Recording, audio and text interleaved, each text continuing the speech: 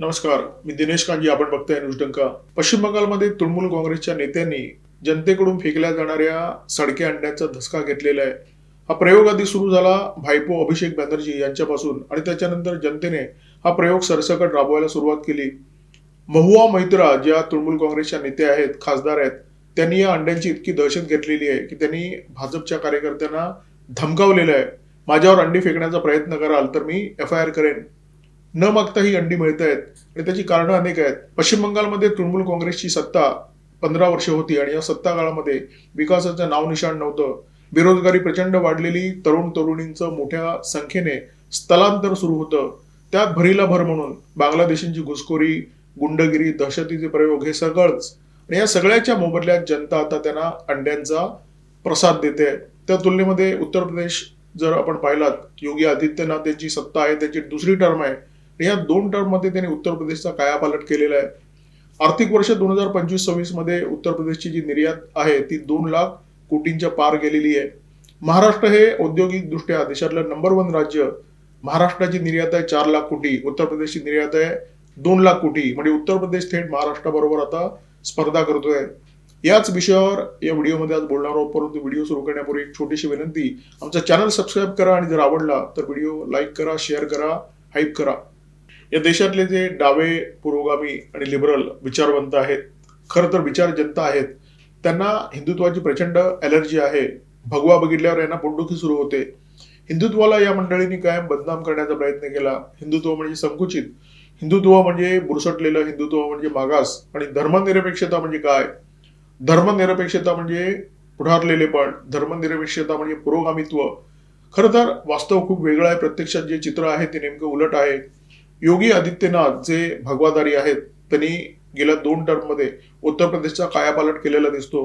ममता बॅनर्जी यांची सत्ता पश्चिम बंगालमध्ये 3 टर्म होती, परंतु त्यांच्या कार्यकाळामध्ये पश्चिम बंगालचं अर्थकारण रसातळाला गेलेलं दिसतं आणि पश्चिम बंगाल घुसखोरीच्या प्रांतामध्ये नंबर 1 बनलेला दिसतो.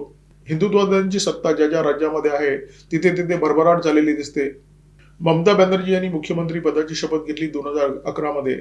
योगी आदित्यनाथ यांनी त्याच्यानंतर 6 वर्षांनी म्हणजे 2017 मध्ये मुख्यमंत्री पदाची शपथ घेतली आणि त्यावेळी सामनामधून त्यांच्यावर टीका करण्यात आली होती की राज्य चालवणं, मठ चालवण्या इतकं सोपं नाहीये. प्रत्यक्षात योगी आदित्यनाथ यांनी जे काम केलं, त्यांना 2 टर्म मिळाल्या. त्या 2 टर्म मध्ये त्यांनी जे काही काम केलं त्या कामाला तोड नाहीये आणि याच कामामुळे उत्तर प्रदेश हे देशातलं आर्थिकदृष्ट्या नंबर 2चं राज्य बनलेलं आहे. 2017 पासून भाजपला उत्तर प्रदेशमध्ये सलग 2 टर्म मिळाल्या. योगी आदित्यनाथ सलग 2 टर्म मुख्यमंत्री आहेत आणि या 9 वर्षाच्या काळामध्ये उत्तर प्रदेशने जो काही विकास केलेला आहे तो थक्क करणारा विकास आहे.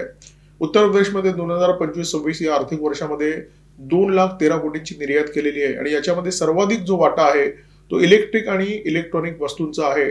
एकूण निर्यातीच्या तुलनेमध्ये जवळपास 30% आणि निर्यातीचा जो आकडा आहे तो 46,960 कोटी इतका जबरदस्त आहे. उत्तर प्रदेशमध्ये भाजपची सत्ता येण्याच्या आधी समाजवादी पार्टीची सत्ता होती आणि या सत्तेच्या काळामध्ये समाजवादी पार्टीचे मुख्यमंत्री अखिलेश यादव यांनी एक योजना राबवली होती, एक जिल्हा एक माफिया. एक एक जिल्हा एक एक माफियाला आंदण दिला होता. हे सगळे माफिया समाजवादी पार्टीचे आधारस्तंभ होते. त्यामुळे सत्तेवर आल्यानंतर योगी आदित्यनाथ यांच्यासमोर सगळ्यात मोठं आव्हान होतं या माफियांचं. कायदा सुव्यवस्था अत्यंत रसातळाला गेली होती. अशा प्रकारची परिस्थिती होती की संध्याकाळी 7 नंतर महिला घरातून बाहेर पडत नव्हत्या. घरातून बाहेर पडणं हे त्यांच्यासाठी अत्यंत धोकादायक बनलं होतं. योगीनी या माफियांवर कारवाई सुरू केली. माफिया एक तर तुरुंगात गेले किंवा ढगात तरी गेले. जे माफिया बाहेर आहेत ते आक्रंदन करत होते, पोलिसांना विनंती करत होते की आम्हाला तुरुंगात टाका, जेणेकरून आमचं जीवित तरी सुरक्षित राहील. माफियाओं को मिट्टी में मिला दूंगा अशी घोषणा योगी आदित्यनाथ यांनी विधानसभेमध्ये केली होती आणि त्यांनी ती प्रत्यक्षात उतरवली. बी पेरण्यापूर्वी शेताची भाजणी करावी लागते, नांगरणी करावी लागते. योगीनी उत्तर प्रदेशमध्ये तेच केलं. ममता बॅनर्जी यांच्या 3 टर्ममध्ये पश्चिम बंगालची कायदा सुव्यवस्था जी आधीच डळमळीत झाली होती ती पार रसातळाला गेली. योगीनी मात्र कायदा सुव्यवस्थेवर प्रचंड काम केलं, कायदा सुव्यवस्था सुधारण्याचं काम केलं. जर तुम्हाला राज्यामध्ये गुंतवणूक हवी असेल, जर मोठे उद्योग तुमच्या राज्यामध्ये यावे अशी तुमची इच्छा असेल तर तुम्हाला कायदा सुव्यवस्थेची परिस्थिती ठीकठाक करावी लागते. जर जनता निर्भय नसेल तर उद्योजक निर्भय कसे असतील? पश्चिम बंगालमध्ये जे चित्र होतं त्याच्या विपरीत चित्र उत्तर प्रदेशमध्ये निर्माण झालं आणि त्यामुळेच गेल्या 2 टर्ममध्ये उत्तर प्रदेशमध्ये निर्यात, राज्याचा जीडीपी आणि गुंतवणूक या 3 निकषांवर जर आपण पश्चिम बंगालची उत्तर प्रदेशची तुलना केली तर योगी आदित्यनाथ यांची कामगिरी अत्यंत चमकदार आहे. 2016-17 मध्ये म्हणजे ज्या वर्षी योगी आदित्यनाथ यांनी उत्तर प्रदेशची सूत्र हाती घेतली तेव्हा उत्तर प्रदेशचा जीडीपी होता 13.30 लाख कोटी. आता 9 वर्ष उलटलेली आहेत. 2025-26 मध्ये उत्तर प्रदेशचा जो जीडीपी आहे तो 30.80 लाख कोटी इतका झालेला आहे. उत्तर प्रदेश ही देशातली दुसऱ्या क्रमांकाची अर्थव्यवस्था बनलेली आहे. 2017 पूर्वी उत्तर प्रदेशमध्ये अपहरण राज होतं, खंडणी राज होतं. इथे गुंतवणूक करणं म्हणजे स्वतःच्या पायावर धोंडा मारून घेणं. त्यामुळे कंपन्या इथे गुंतवणूक करण्याचा धोका पत्करत नसत. योगी यांची सत्ता आल्यानंतर हे चित्र पूर्णपणे बदललं. उत्तर प्रदेशमध्ये गुंतवणुकीचा ओघ सुरू झाला. 2023 मध्ये इथे ग्लोबल इन्व्हेस्टर समिट झालं आणि या समिटमध्ये 33.5 लाख कोटीचे गुंतवणुकीचे प्रस्ताव सरकारच्या समोर आले. आणि 3 वर्षानंतर काय परिस्थिती आहे? उत्तर प्रदेशच्या डिफेन्स कॉरिडॉरमध्ये 35,000 कोटीची गुंतवणूक झालेली आहे आणि अन्य 6 लाख कोटीचे जे प्रकल्प आहेत ते उत्तर प्रदेशमध्ये सुरू झालेले आहेत. जेव्हा गुंतवणूकदारांची परिषद होते तेव्हा सरकारच्या समोर खूप मोठे मोठे प्रस्ताव येतात, परंतु त्यापैकी फार कमी प्रस्ताव प्रत्यक्षात उतरतात. परंतु उत्तर प्रदेश सरकारने जवळजवळ 6.5 लाख कोटीचे प्रस्ताव प्रत्यक्षात उतरवण्यामध्ये यश मिळवलेलं आहे. 2017 मध्ये उत्तर प्रदेशची एकूण निर्यात 84,000 कोटी होती. 2025-26 मध्ये ही निर्यात 2.13 लाख कोटी होते. त्याच्या मागे काही ठोस कारणं आहेत. सपाच्या राजवटीमध्ये एक योजना उत्तर प्रदेशमध्ये राबवण्यात येत होती. मी तुम्हाला त्याबद्दल सांगितलं. एक जिल्हा एक माफिया. उत्तर प्रदेशमध्ये सत्ता हाती घेतल्यानंतर योगी आदित्यनाथ यांनी ही योजना आधी मोडीत काढली आणि त्याच्या जागी योजना राबवली वन डिस्ट्रिक्ट वन प्रोडक्ट म्हणजे ODOP. ही जी योजना होती ती प्रचंड यशस्वी झाली. ही योजना नेमकी काय होती? एका जिल्ह्याला एक उत्पादन दिलं आणि ते उत्पादन त्यांनी जगाच्या बाजारपेठेमध्ये निर्यात करायचं. त्याच्यासाठी पायाभूत सुविधा सरकारने दिल्या, त्याच्यासाठी सरकारने कर्ज दिली, सरकारने सबसिडी दिली आणि त्याचा परिणाम असा झाला की निर्यातीमध्ये प्रचंड वाढ झालेली दिसते. प्रत्येक जिल्हा उत्तर प्रदेशच्या विकासामध्ये निर्यातीमध्ये योगदान देतोय अशा प्रकारचं चित्र निर्माण झालं. समाजवादी, धर्मनिरपेक्षतावादी अशी लेबले लावलेले पक्ष जेव्हा सत्तेवर येतात तेव्हा विकास कसा रसातळाला जातो त्याचं उत्तम उदाहरण म्हणजे उत्तर प्रदेशमधली सपा राजवट आणि पश्चिम बंगालमधली तृणमूल काँग्रेसची राजवट. सपाच्या राजवटीमध्ये योजना होती एक जिल्हा एक माफिया. सरकारी योजना नव्हती, समाजवादी पक्षाची योजना होती. तशीच तृणमूल काँग्रेसची पश्चिम बंगालमध्ये योजना होती एक जिल्हा आणि त्या जिल्ह्यामध्ये भरपूर बांगलादेशी. ही योजना अशासाठी राबवण्यात आली की तृणमूल काँग्रेसची सत्ता, ममता बॅनर्जी यांची सत्ता आणि त्यांच्यानंतर अभिषेक बॅनर्जी यांची सत्ता अनंत काळापर्यंत पश्चिम बंगालमध्ये राहावी. कल्याणकारी योजनांच्या नावाखाली बांगलादेशींना पोसण्याचा धंदा ममता बॅनर्जी यांनी सुरू केला होता आणि त्याचं उदाहरण तुम्हाला सांगतो. शुभेंदू अधिकारी सत्तेवर आले, भाजपची सत्ता आली आणि त्याच्यानंतर पश्चिम बंगालच्या तृणमूल सरकारची जी फ्लॅगशिप योजना होती लक्ष्मीर भांडार, त्या लक्ष्मीर भांडार योजनेतून 63 लाख नावं बघण्यात आलेली आहेत. ही जी 63 लाख नावं आहेत त्याच्यामध्ये प्रचंड मोठा भरणा बांगलादेशींचा आहे. पश्चिम बंगालला समुद्र किनारा लाभलेला आहे. पश्चिम बंगालमध्ये बंदर आहे. हा उत्तर प्रदेशच्या तुलनेमध्ये पश्चिम बंगालकडे असलेला अत्यंत महत्वाचा फायदा, परंतु याचा लाभ पश्चिम बंगालला घेता आला नाही. उत्तर प्रदेश लँडलॉक आहे. उत्तर प्रदेशमध्ये ना समुद्र आहे ना बंदर आहे. तरी सुद्धा चांगली धोरणं राबवून उत्तर प्रदेशने उद्योगाच्या क्षेत्रामध्ये, निर्यातीच्या क्षेत्रामध्ये भरारी घेतलेली दिसते. 2017 मध्ये पश्चिम बंगालचा जो जीडीपी होता तो होता 10 लाख कोटीच्या आसपास आणि 2025-26 मध्ये पश्चिम बंगालचा जो जीडीपी आहे तो 19 लाखाच्या आसपास गेलेला आहे. 15 वर्षाच्या सत्ता काळामध्ये ममता बॅनर्जी यांची जी प्रतिमा झाली होती ती विकास विरोधी आणि अराजकवादी अशा प्रकारची प्रतिमा निर्माण झाली होती आणि ही प्रतिमा बदलण्यासाठी पश्चिम बंगालने एक नवा उपक्रम सुरू केला. पश्चिम बंगाल ग्लोबल बिझनेस समिट. या समिटच्या निमित्ताने जगभरातल्या कंपन्या पश्चिम बंगालमध्ये याव्या आणि पश्चिम बंगालमध्ये गुंतवणूक वाढावी असा विचार होता, परंतु तो दुय्यम होता.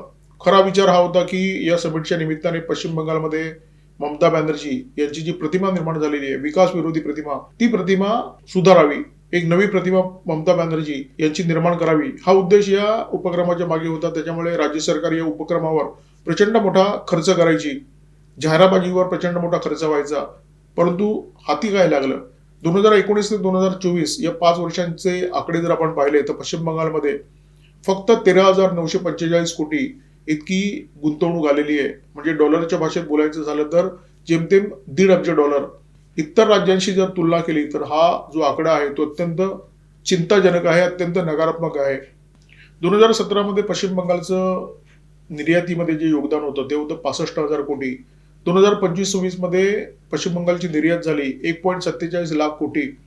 पश्चिम बंगालमध्ये चहाचं उत्पादन होतं, तागाचं उत्पादन होतं, पोलादाचं उत्पादन होतं आणि हे घसघशीत होतं. परंतु याच्यामध्ये ममता बॅनर्जी यांचं अजिबात योगदान नाहीये. कारण चहा आणि तागाचं जे उत्पादन आहे ते ब्रिटिश काळापासून सुरू आहे आणि पोलादाचं जे उत्पादन होतं पश्चिम बंगालमध्ये केंद्र सरकारचे 2 प्लांट आहेत आणि ते दोन्ही plant steel authority of India या सरकारी कंपनीचे आहेत. योगी सरकारने उत्तर प्रदेशमध्ये भांडवली खर्चावर भर दिला, कॅपिटल एक्सपेंडिचरवर भर दिला. खर्च कशावर केला? रस्त्यावर केला, एक्सप्रेस वेवर खर्च केला, विमानतळांवर खर्च केला. म्हणजे उद्योगांना ज्या पायाभूत सुविधा लागतात त्याच्यावर योगी सरकारने भरभरून खर्च केला. तर ममता बॅनर्जींनी तिजोरीतले पैसे कशावर उधळले? तर सरकारी योजनांवर, मोफत योजनांवर, फ्रीबीजवर आणि त्यांनी बांगलादेशींना पोचण्याचं काम केलं. त्याच्यामुळे झालं काय? पश्चिम बंगालमध्ये कारखाने आले नाहीत, उद्योग आले नाहीत आणि पश्चिम बंगालचे जे तरुण आहेत ते सतत बाहेर स्थलांतर करत होते. गेल्या काही वर्षामध्ये काही राजकीय पक्ष या देशावर एक नवी संस्कृती लादण्याचा प्रयत्न करतायत. विकासाला विरोध करण्याची संस्कृती. तुम्ही रस्ते बांधा, विरोध करायला हे तयार. बंदरं, विमानतळ, कोणत्याही पायाभूत सुविधा निर्माण करा, हे विरोध करायला पुढे येत असतात. मोठे उद्योग आले की विरोध करायला हे पुढे. आणि भूमिपुत्र या गोंडस नावाखाली हा विरोध केला जातो. म्हणजे भूमिपुत्रांना पुढे केलं जातं, त्याच्यामध्ये गैरसमज निर्माण करण्याचा जाणीवपूर्वक प्रयत्न केला जातो. आता गुजरात हे खूप पुढारलेलं राज्य आणि हे राज्य पुढारलेलं अशा अटी आहे की गुजरातचं जे वातावरण आहे ते कायम उद्योगपूरक राहिलं. इथे जामनगरमध्ये देशातली सगळ्यात मोठी रिफायनरी सुद्धा आहे आणि ढोलेरामध्ये आता सेमीकंडक्टरचे प्लांट सुद्धा निर्माण होत आहेत. रिफायनरीला गुजरातच्या लोकांनी विरोध केला नाही. जामनगर सारखी मोठी रिफायनरी गुजरातमध्ये आहे, देशाच्या आर्थिक विकासामध्ये खूप मोठं योगदान देत आहे. पश्चिम बंगालमध्ये सिंगूर मॉडेल होतं, म्हणजे उद्योग आले तर भूमीचं अधिग्रहण करायला भूमिपुत्रांनी विरोध करायचा आणि त्याच्यासोबत झेंडा घेऊन उभं राहायचं राज्य सरकारने आणि याच्यामुळे पश्चिम बंगालचा विकास कधी होऊ शकला नाही. उत्तर प्रदेशमध्ये योगींनी ही संस्कृती कधी येऊ दिली नाही आणि त्याच्यामुळे उत्तर प्रदेशची भरभराट होताना दिसते. एखाद्या राज्याला जर मोठ्या संख्येने रोजगार निर्मिती करायची आहे तर त्यांना काय करावं लागेल? त्यांना उद्योगाला प्राधान्य द्यावं लागेल आणि त्याच्याआधी काय करावं लागेल?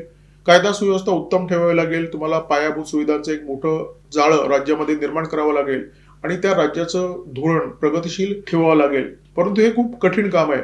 त्यामुळे हा कठीण मार्ग न निवडता काही राज्यांनी आता सोपा मार्ग निवडलेला आहे. कल्याणकारी योजनांच्या नावाखाली लोकांना रोख पैसे द्यायचे, त्यांना आळशी बनवायचं आणि राज्याचा विकास ठप्प करून टाकायचा. आणि हे दळभद्री जे धोरण आहे त्या धोरणाची लागण सगळ्याच राज्यांना, सगळ्याच पक्षांना होताना दिसते.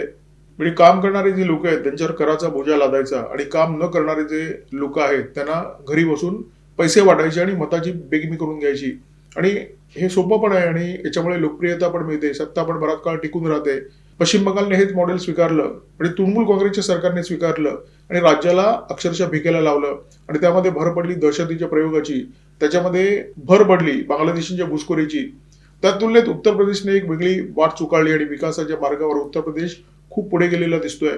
तर पश्चिम बंगालच्या अविकासाची आणि उत्तर प्रदेशच्या विकासाची ही 60 उत्तरीची कहाणी 5 उत्तरी सुफळ संपूर्ण करू मी ते थांबतोय. या व्हिडिओमध्ये माझ्यासोबत होते cameraman methyl Kadam, video editor Ajay Shelke. Video जर आवडला असेल तर लाईक करा, शेअर करा, कॉमेंट बॉक्समध्ये व्यक्त व्हा, सबस्क्राईब करा न्यूज डंका सोबत, सबस्क्राईब करा बीज डंका सुद्धा आणि बेल आयकॉन दाबायला अजिबात विसरू नका. नमस्कार, धन्यवाद.